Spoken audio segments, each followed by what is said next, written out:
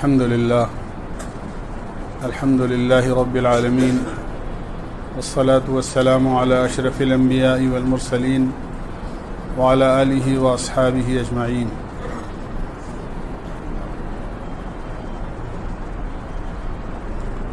دوست و بزرگو، سورہ یاسین قرآن کریم کا دل ہے، اور اللہ کے نبی علیہ الصلاۃ والسلام نے اس بات کی خواہش ظاہر فرمائی ہے کہ سورہ یاسین میرا دل چاہتا ہے کہ میرے ہر امتی کے دل میں ہو.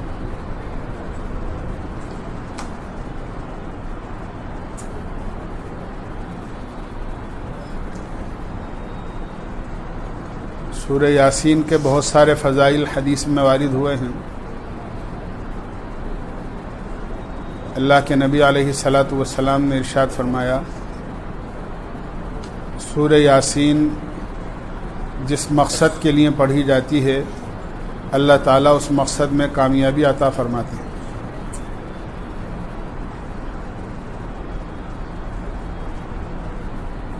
اگر اس کو ایسا آدمی پڑھے جو بھوکا ہو تو اللہ تعالیٰ سورہ یاسین پڑھنے کی برکت سے اس کی بھوک دور کر دیتے ہیں. کوئی آدمی راستہ بھول جائے اور سورہ یاسین پڑھے تو اللہ تعالیٰ اس کی غیب سے رہبری فرماتے ہیں اور وہ منزل پر خیریت سے پہنچ جاتا ہے.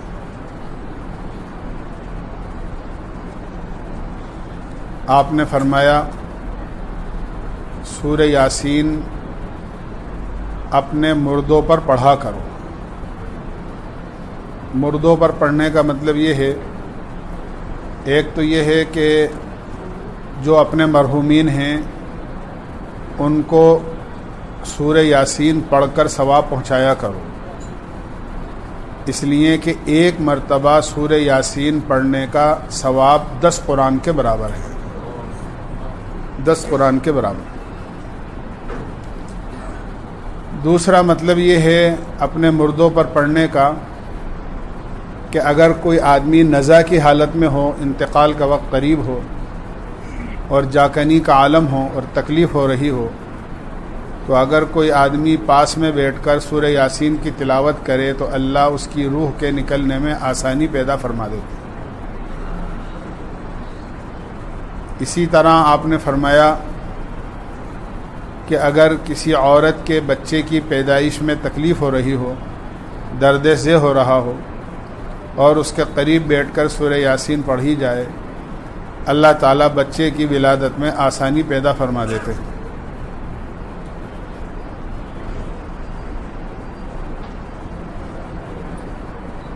اللہ کے نبی علیہ الصلاۃ والسلام نے ارشاد فرمایا، اللہ تعالیٰ نے سورہ یاسین کے کئی نام رکھے ہیں، اس میں سے ایک نام معمہ بھی ہے، اور معمہ کے معنی ہیں اپنے پڑھنے والے کے لیے خیر و برکت کو عام کرنے والی اور پھیلانے والی ہے. جو سورہ یاسین پڑھتا ہے ساری خیر و برکت اس کے اوپر پھیل جاتی ہے. آپ نے فرمایا سورہ یاسین کو اپنے کاموں سے آگے رکھا کرو. آگے رکھنے کا مطلب یہ ہے کہ جو آدمی سورہ یاسین کی تلاوت کر کے اپنے کسی کام کو کرتا ہے، اللہ تعالیٰ اس کام میں خیر پیدا فرما دیتے ہیں اور آسانی پیدا فرما دیتے ہیں.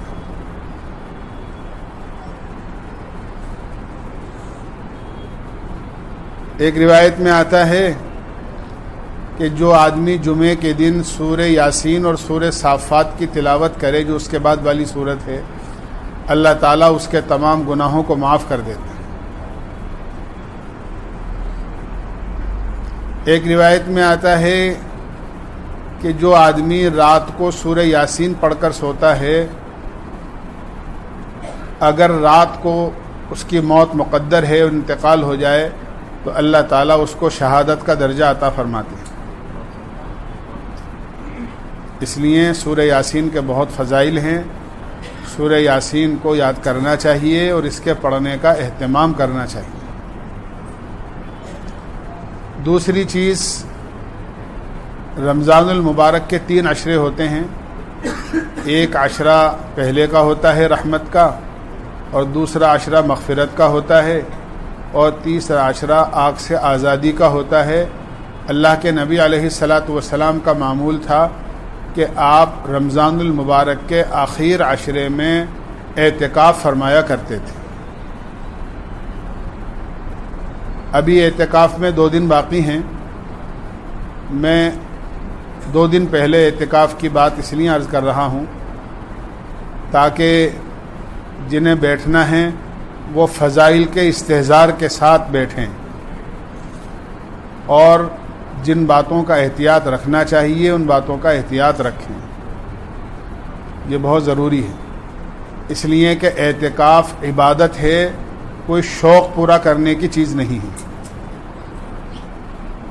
یہ شوق کی چیز نہیں ہے، یہ ایک عبادت ہے.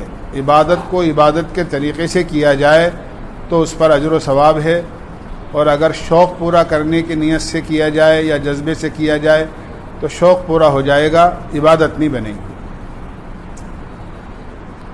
اعتکاف شب قدر کی تلاش میں اللہ کے نبی علیہ الصلاۃ والسلام کیا کرتے تھے. ایک مرتبہ آپ نے رمضان المبارک میں پہلے عشرے کا اعتکاف کیا.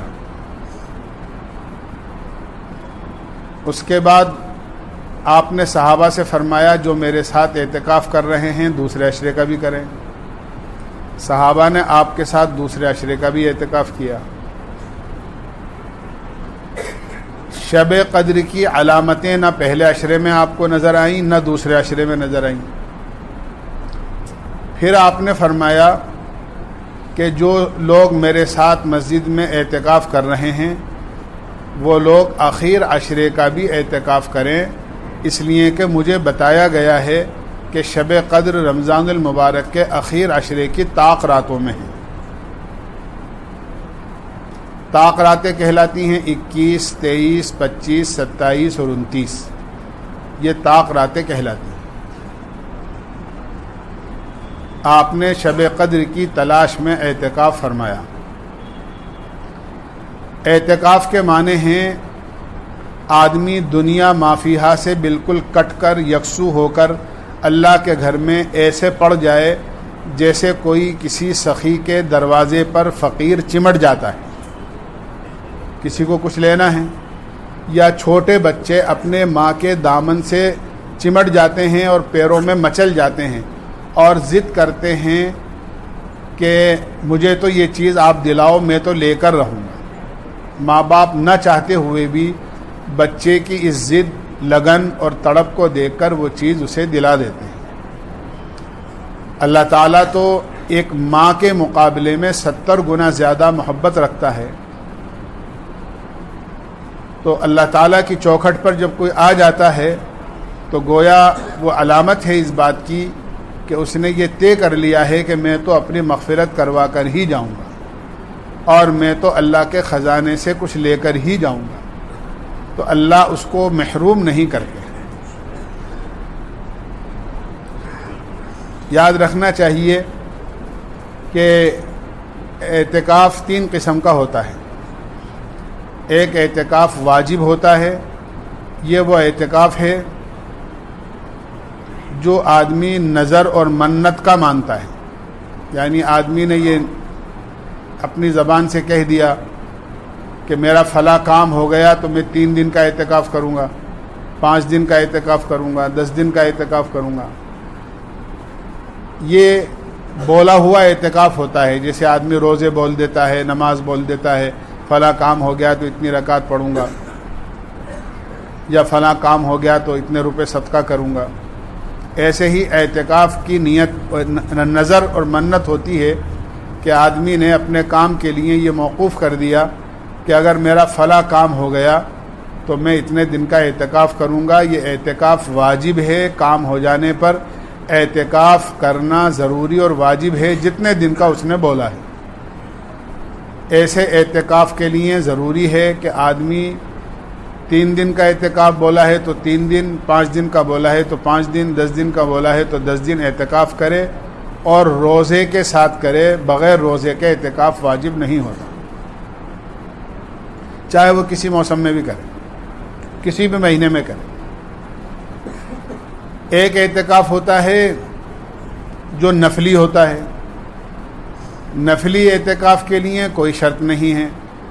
نفلی اعتکاف تو اتنا آسان ہے کہ آدمی جب بھی مسجد میں آئے، چاہے نماز کے وقت آئے یا ویسے ذکر و تلاوت کے لیے آئے، آدمی جب مسجد میں داخل ہو تو ساتھ ساتھ مسجد کی دعا پڑھ کر سیدھے پیر سے داخل ہو کر اور اعتکاف کی نیت کر لے کہ اللہ میں جتنے دیر بھی مسجد میں رہوں اعتکاف کی نیت کرتا ہوں، تو پھر جتنے دیر بھی وہ مسجد میں رہے گا اللہ تعالیٰ اس کو اعتکاف کا ثواب عطا فرماتے رہے اور اس اعتکاف کا ثواب اس کو ملتا رہے۔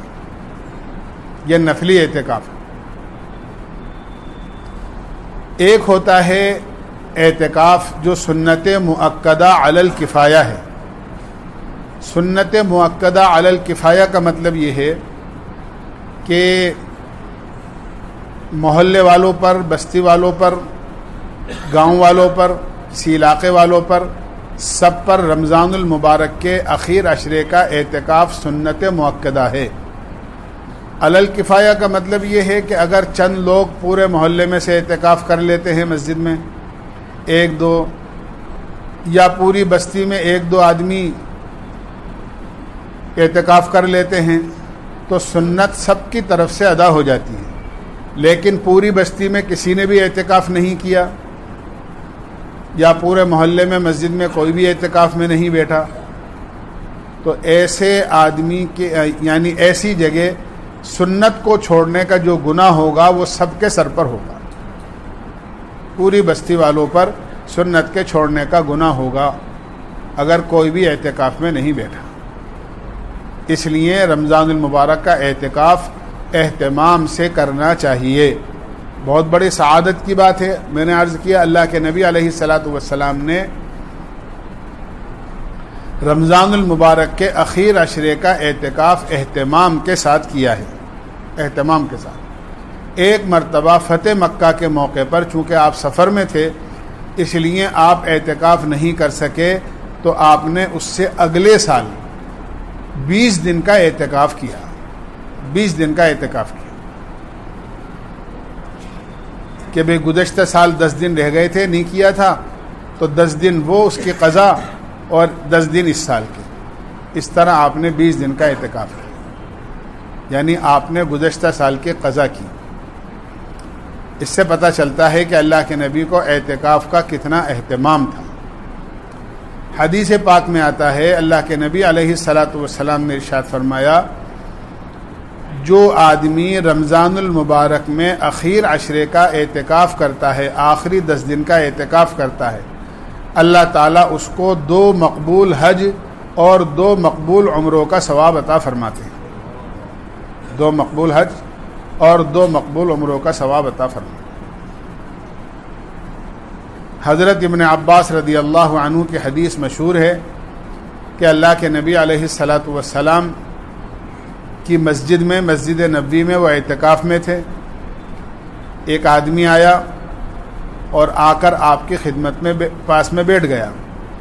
آپ نے ان سے کہا کہ ایسا لگتا ہے کہ تم کسی فکر میں ہو، کچھ غمزدہ معلوم ہو رہے ہو۔ انہوں نے کہا کہ بالکل بات یہی ہے، فلاں آدمی کا میرے اوپر حق ہے اور اللہ جانتا ہے کہ میں اس کے ادا کرنے کی طاقت ابھی نہیں رکھتا ہوں، آپ اگر میری سفارش کر دیں تو وہ میرے لیے آسانی کر دے۔ تو حضرت ابن عباس رضی اللہ عنہ نے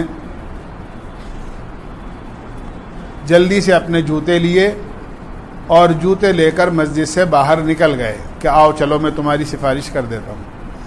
تو وہ شخص کہنے لگا کہ آپ اپنا اعتکاف بھول گئے، آپ تو اعتکاف میں ہیں، اعتکاف والے کو تو مسجد سے باہر نہیں جانا چاہیے۔ کہنے لگے نہیں ایسا نہیں ہے، میں اپنا اعتکاف بھولا نہیں ہوں، مجھے خوب یاد ہے۔ اور اللہ کے نبی علیہ الصلاۃ والسلام کی قبر شریف کی طرف اشارہ کر کے یہ فرمایا کہ میں نے اس قبر والے سے سنا ہے خود اپنے کانوں سے، اور ابھی سنے ہوئے زیادہ دن بھی نہیں ہوئے کہ جو آدمی اپنے کسی مسلمان بھائی کی مدد کے لیے چلتا پھرتا ہے، یہ کام اس کے لیے اور یہ عمل اس کے لیے 10 سال کے اعتکاف سے زیادہ افضل ہے۔ اور جو آدمی بھی اللہ کے لیے ایک دن کا اعتکاف کرتا ہے، اللہ تعالیٰ اس کے اور جہنم کے درمیان میں 3 خندقیں آڑ کر دیتے ہیں، اور ہر خندق اتنی بڑی ہے جتنا فاصلہ آسمان سے زمین تک کا ہے۔ گویا بتانا چاہتے ہیں اللہ کے نبی علیہ الصلاۃ والسلام کہ ایک دن کے اعتکاف کی وجہ سے جہنم میں اور آدمی میں برسوں کی دوری ہو جاتی ہے، بڑی لمبی مسافت کی دوری ہو جاتی ہے۔ گویا وہ آدمی جہنم میں نہیں جا سکتا۔ جب ایک دن کے اعتکاف کی یہ فضیلت ہے تو 10 دن کے اعتکاف کی کتنی بڑی فضیلت ہوگی۔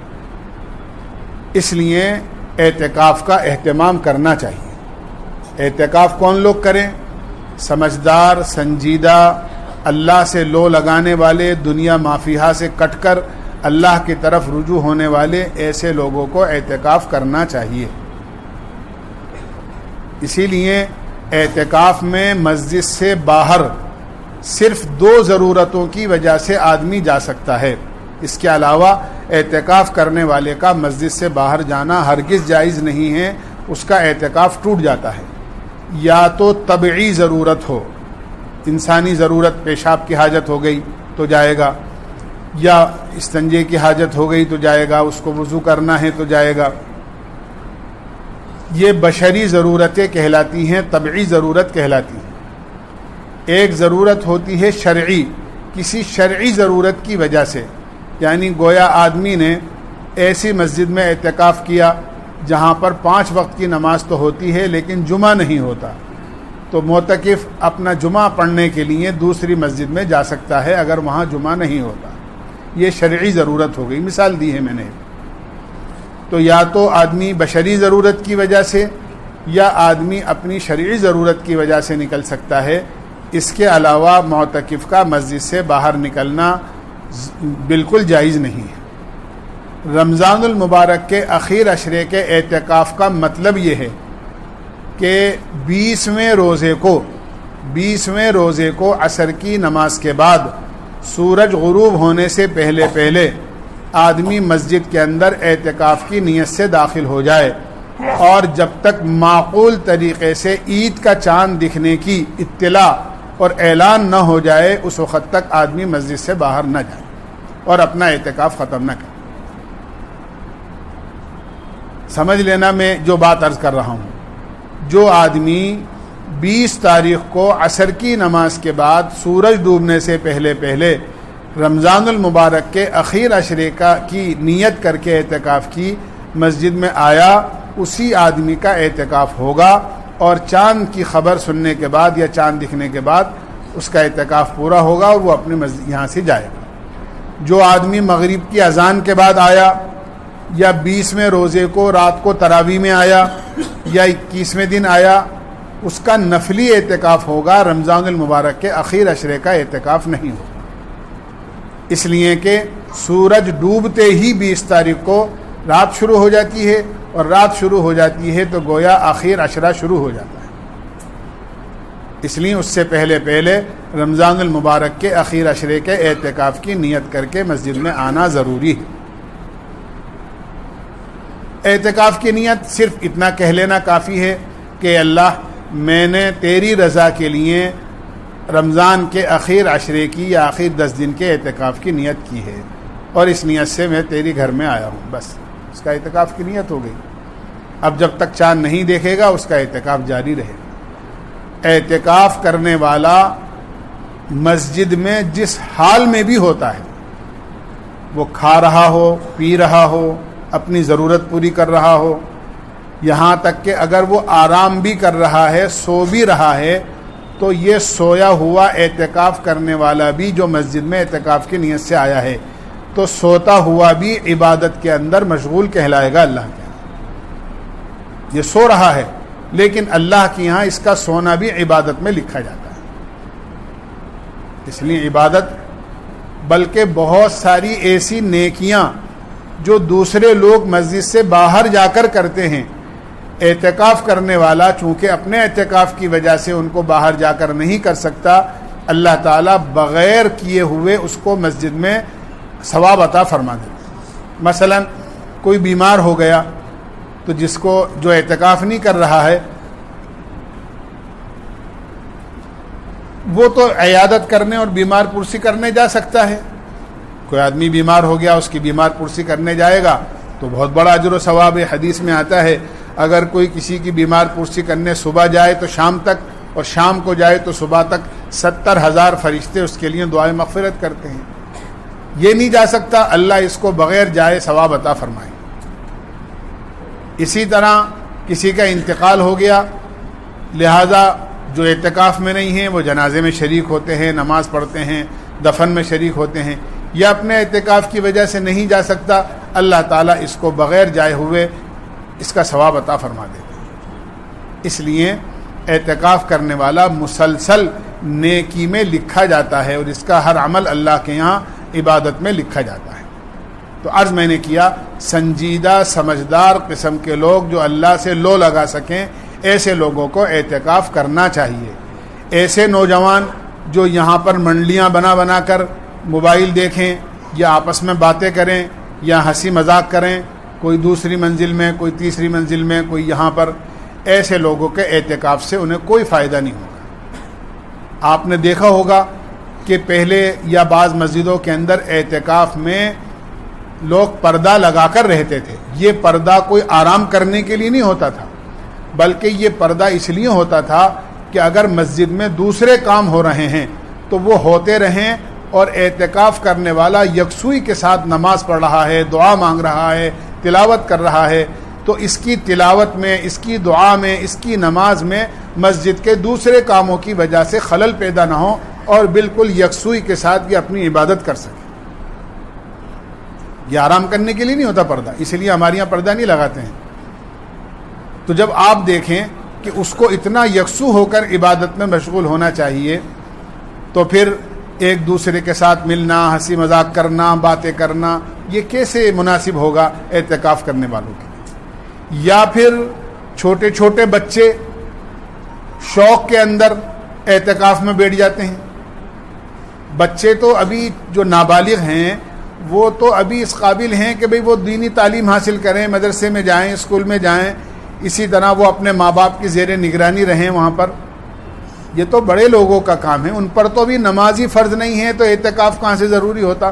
ہاں، جو نابالغ چھوٹے بچے اعتکاف میں آنا چاہتے ہیں وہ بجائے خود آنے کے ان کے ابا سے کہیں کہ ابا آپ اعتکاف میں بیٹھو، ان کے دادا ہیں تو ان سے کہیں کہ وہ اعتکاف میں بیٹھیں، چاچا ہیں تو ان سے کہیں کہ وہ اعتکاف میں بیٹھیں۔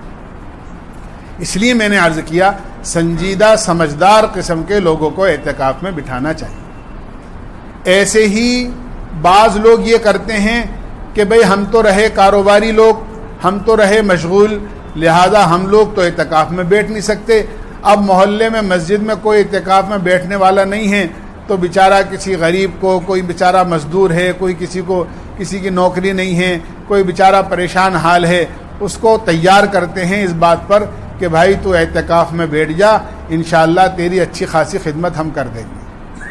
وہ بیچارہ کسی لالچ میں کہ ویسے کام کاج ہے نہیں، مزدوری مل نہیں رہی ہے، کام چل نہیں رہا ہے، عید کا موقع ہے، گھر والوں کے کپڑے بھی بنانے ہیں، عید کی ضروریات کا سامان بھی خریدنا ہے، چلو کوئی بات نہیں، یہ 10 دن کے اندر انہوں نے کہہ ہی دیا ہے، لہذا میرا کام چل جائے گا۔ لہذا وہ اعتکاف میں کرائے کے آدمیوں کو بٹھاتے ہیں، اور وہ اعتکاف میں بیٹھتے ہیں۔ جو آدمی پیسے لینے کی نیت سے یا کوئی مزدوری یا ہدیہ لینے کی نیت سے اعتکاف میں بیٹھا ہو، اس کو خود کو ہی کچھ ثواب نہیں ملتا، تو جو بٹھانے والے ہیں ان کو کیا اجر ملے گا اس کے بٹھانے سے؟ اس لیے ان کرائے کے آدمیوں کو بٹھانے سے بالکل اپنے آپ کو محفوظ رکھیں، خود بیٹھیں، یا جو آدمی جذبے کے ساتھ اللہ کی رضا کے لیے بیٹھنا چاہے وہ آدمی بیٹھے۔ اس لیے کسی کو پیسے دے کر بٹھانا یہ ہرگز مناسب نہیں ہے، نہ بٹھانے والوں کے لیے مناسب ہے، اور نہ جو بیٹھنے والا ہے اس کے لیے کوئی پیسے یا ہدیے کی نیت سے بیٹھنا، کوئی جوڑا لینے کی نیت سے یا کوئی مٹھائی کا ڈبہ لینے کی نیت سے بیٹھنا ہرگز مناسب نہیں، یہ ہرگز مناسب۔ اس لیے میں نے 2 دن پہلے عرض کیا ہے کہ اعتکاف سنجیدہ سمجھدار قسم کے لوگ بیٹھے ہیں، ہر محلے میں بیٹھے ہیں۔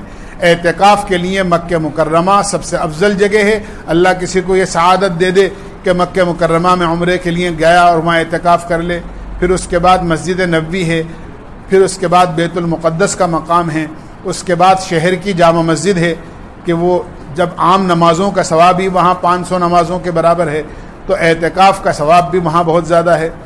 جامع مسجد میں آدمی اعتکاف کرے، یہ بہت اجر و ثواب کی بات ہے۔ پھر محلے کی مسجد ہے، محلے کی مسجد میں کرنا چاہیے، اور اگر محلے کی مسجد کے اندر کوئی بیٹھنے والا ہے تو آدمی جامع مسجد میں بیٹھے گا تو اس کا اجر و ثواب بھی اس کو بہت زیادہ ہے۔ لیکن عزم میں نے کیا کہ سمجھدار سنجیدہ قسم کے لوگ اعتکاف میں بیٹھیں۔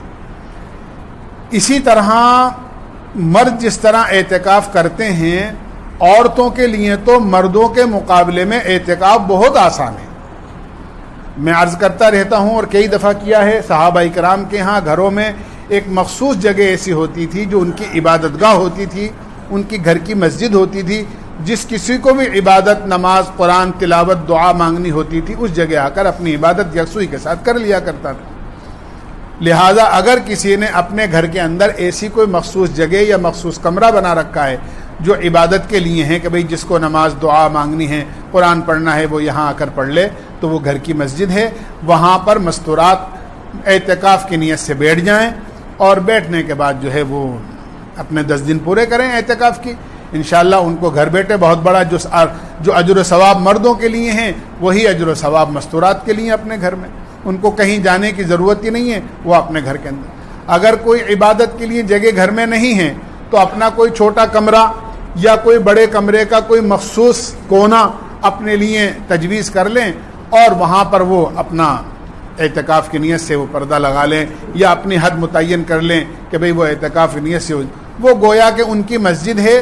بس جس طرح مرد مسجد میں 20 تاریخ کو اعتکاف کی نیت سے عصر کے بعد مسجد میں آ جائیں گے، ایسے ہی وہ اگر اعتکاف کرنا چاہتی ہیں مستورات تو اپنے اس کمرے میں یا اپنی اس جگہ میں جو اعتکاف کے لیے مخصوص کی ہے اعتکاف کی نیت سے وہاں چلی جائیں۔ اب ان کو آرام ہے، ان کا کھانا ہے، ان کا پینا ہے، ان کی عبادت ہے، ان کی نماز ہے، وہ سب چیزیں ان کی وہیں پر ہوں۔ بس جس طرح نمازی مسجد میں اپنی ضروریات کے لیے باہر جاتے ہیں، استنجے خانے، پیشاب کے لیے یا جو ہے وضو وغیرہ کے لیے، وہ اپنی اس کمرے سے یا اپنی اس مخصوص جگہ سے وضو کے لیے، استنجے کے لیے جائیں گی، باقی وہ وہیں رہیں گی۔ جو کمرہ انہوں نے یا جو جگہ اعتکاف کے لیے مخصوص کی ہے، جب وہ بغیر ضرورت کے اس جگہ سے باہر چلی جائیں گی، اپنے گھر میں ہی کیوں نہ ہو، گھر کے صحن میں ہی کیوں نہ ہو، یاد رکھیے جس طرح مسجد میں مسجد سے باہر نکلنے والے کا اعتکاف ٹوٹ جاتا ہے، ان کا بھی اعتکاف ٹوٹ جائے گا۔ اس لیے ان کو اپنے سارے کام وہیں کرنا ہے۔ ہاں وہاں بیٹھے بیٹھے اپنی بویں ہیں، بچیاں ہیں، گھر کے بچے ہیں، وہیں سے کام بتاتی رہیں بچوں بچیوں کو، وہ اپنے کام کرتی رہیں، لیکن ان کو اپنی شرعی یا طبعی ضرورت کے علاوہ ان کو اپنی اس کمرے سے یا اپنی اس جگہ سے باہر نہیں جانا چاہیے۔ بہت بڑا ثواب اپنے گھر کے کسی کمرے میں اعتکاف کر کے ہماری مستورات حاصل کر سکتی ہیں۔ وہ بھی اسی وقت اٹھیں گی جس وقت میں چاند دیکھنے کی خبر ان تک پہنچ جائے گی کہ ہاں بھائی عید کا چاند دکھ گیا ہے، چاہے 29 کو دکھے چاہے 30 کو دکھے۔ اسی طرح ان کو بھی یاد رکھنا چاہیے جس طرح مردوں کے لیے روزہ ضروری ہے اعتکاف کے لیے، سنت اعتکاف جو آدمی کرتا ہے مسجد میں، واجب اعتکاف جس طرح میں نے کہا نظر کا منت کا ہوتا ہے، ایسے ہی جو سنت اعتکاف ہوتا ہے رمضان المبارک کا، اس میں بھی روزہ ضروری ہے۔ بغیر روزے کے اعتکاف نہیں ہوتا۔ جس آدمی نے مسجد میں روزہ نہیں رکھا اس کا اعتکاف نہیں ہوگا، ختم ہو جائے گا۔ ایسے ہی مستورات کو اپنا رمضان المبارک کا عشرے کا اعتکاف کرنے کے لیے روزہ ضروری ہے۔ لہٰذا جو مستورات پورے 10 دن پاک رہ سکتی ہوں ایسی مستورات کو اعتکاف کرنا چاہیے۔ جن مستورات کے ایام چل رہے ہیں وہ ناپاک ہیں اور 20 تاریخ آ گئی اور ابھی ناپاکی کے دو اعتکاف میں نہیں بیٹھ سکتی ہیں۔ اسی طرح اگر اعتکاف انہوں نے شروع کر دیا ہے اور درمیانی اعتکاف کے اندر وہ مہینے سے ہو گئیں اور ناپاکی شروع ہو گئی تو ناپاکی کی حالت میں ان کا روزہ ختم ہو جاتا ہے، اور جتنے دن ناپاکی کے ہوتے ہیں اتنے دن وہ روزے نہیں رکھ سکتی ہیں تو ان کا اعتکاف ٹوٹ جائے گا۔ یہ ان کو یاد رکھنا چاہیے مستورات کو، یا ان کو بتا دینا چاہیے کہ وہ اس طرح شرائط کے ساتھ اپنے گھر میں اعتکاف کریں۔ جو عورتیں کر سکتی ہیں ان کے لیے بہت بڑا اجر و ثواب ہے. اللہ ہمیں عمل کی توفیق نصیب فرمائے. سبحان اللہ بحمدی سبحانک اللہم و بحمدک ونشہد ان لا الہ الا انت.